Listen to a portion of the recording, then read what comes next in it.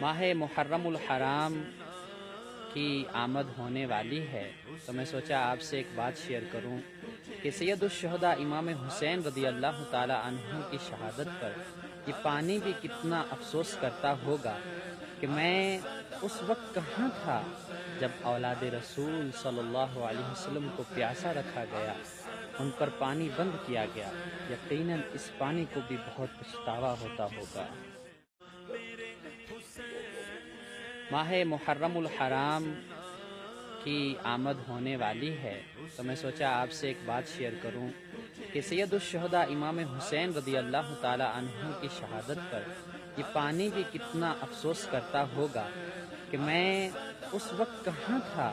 جب اولاد رسول صلی اللہ علیہ وسلم کو پیاسا رکھا گیا،